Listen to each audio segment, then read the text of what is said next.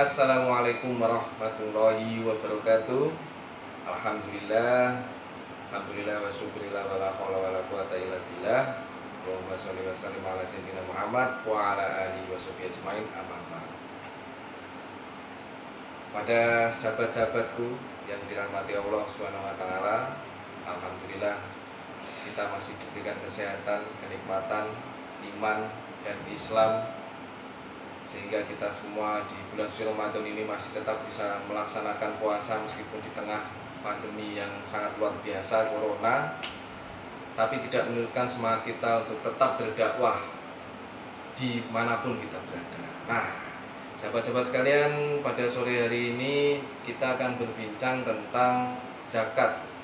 Di sebelah saya sudah ada Bapak Sugiono, ini penyuluh non PNS Denpasar Selatan, bagian pengelolaan zakat ya Pak? Iya. Iya, pengelolaan zakat. Ya, Pak Bambang, kira-kira mohon dijelaskan dulu pengertian zakat itu apa aja ya pada teman-teman semua.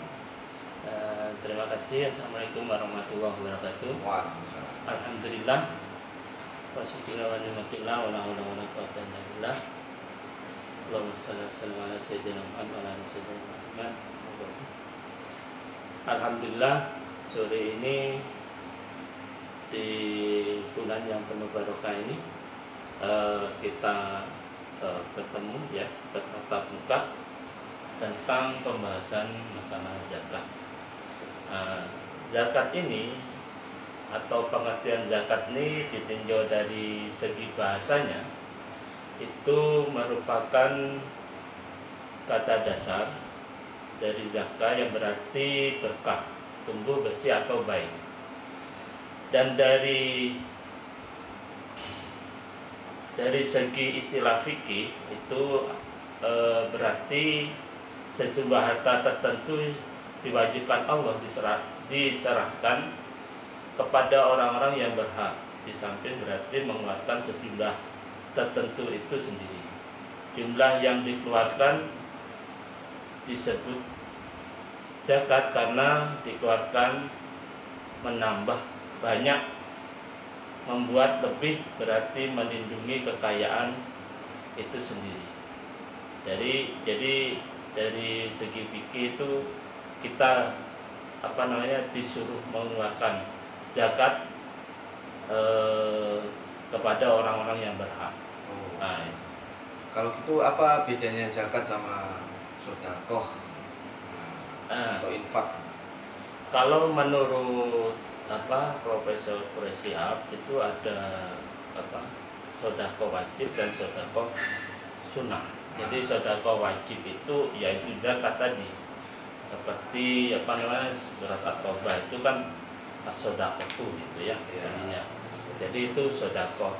Sedekah itu ya berarti zakat itu. Kalau itu harus dikeluarkan di dalam waktu tertentu dan jumlah tertentu.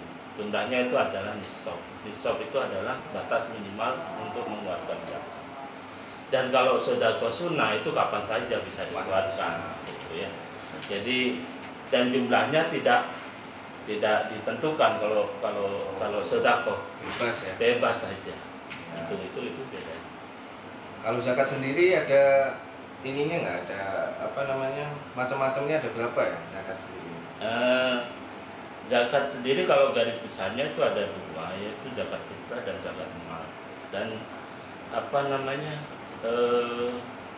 di zakat harta itu juga ada beberapa rincian juga, seperti zakat emas, perak ya, terus zakat hasil bumi ya, buah-buahan, perdagangan ya, hewan itu ya, itu. Dan zakat fitrah sendiri. Untuk zakat nih, zakat fitrah nih. Ya. Zakat fitrah ini kan ini di bulan suci Ramadan. Kira-kira pelaksanaannya bagaimana? Zakat fitrah sendiri itu sebenarnya dikeluarkan untuk nafsi-nafsi atau pribadi-pribadi orang sendiri yang sudah mampu sebenarnya ya. Nah, dan waktu untuk mengeluarkan zakat itu ada 5. Yang pertama waktu wajib, yang kedua waktu jawas, yang ketiga itu waktu fadilah, yang keempat waktu makruh, dan waktu haram yang kelima. Dan untuk saat ini dan bulan Ramadan tahun ini itu kita juga bertepatan dengan wabah COVID-19 juga.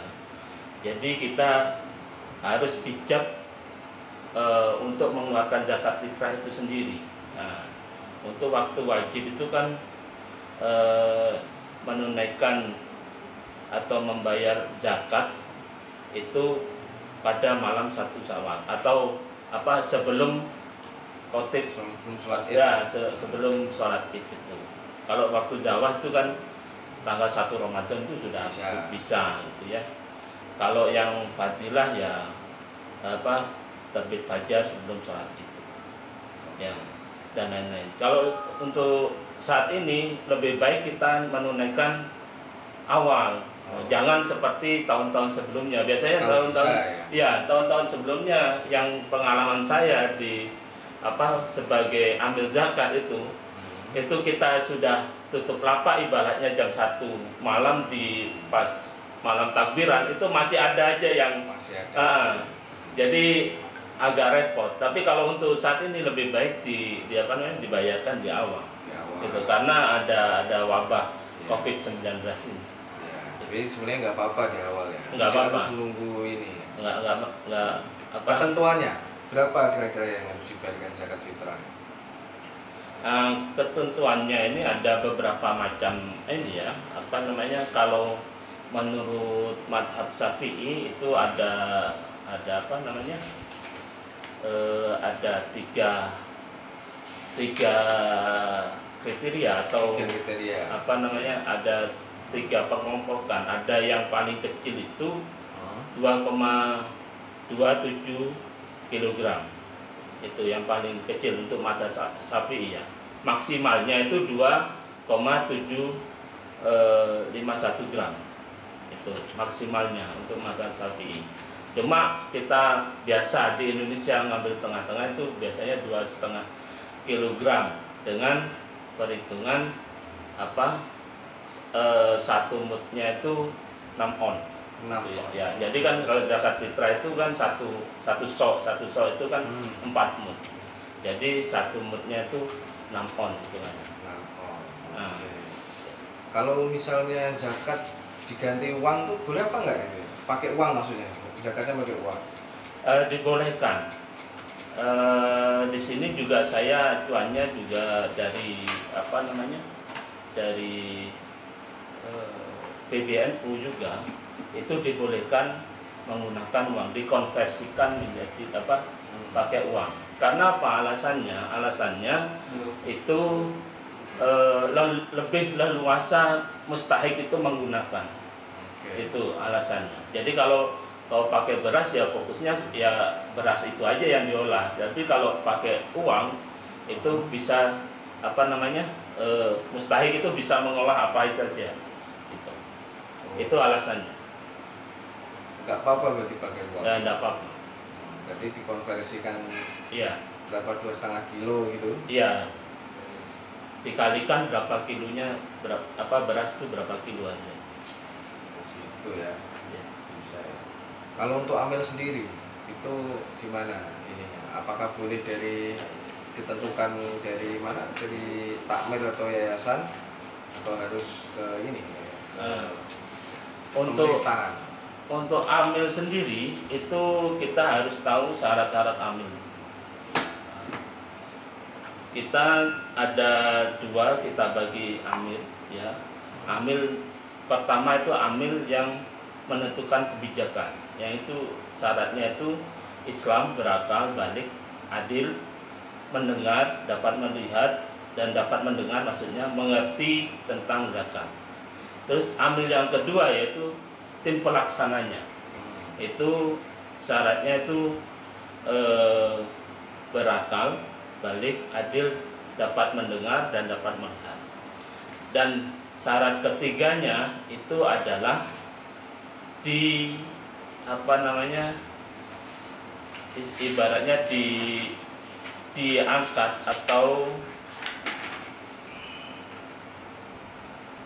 direkomendasi oleh pemerintah.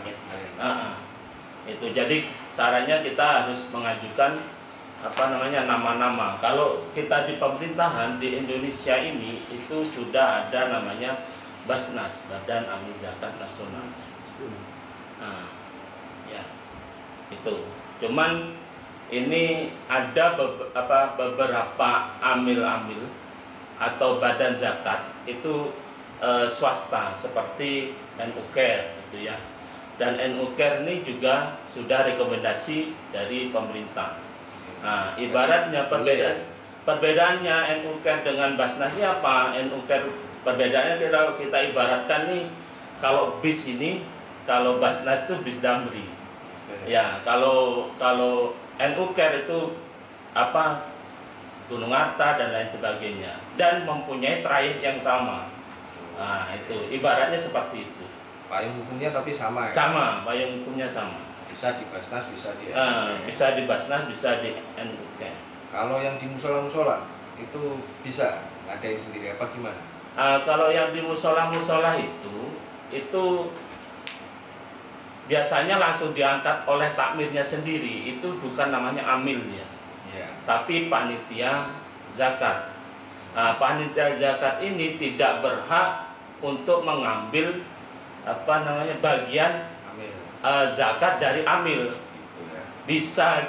Mereka bisa diberikan zakat, tapi bagian yang asnaf, ya, yang lain selain amil. Gitu.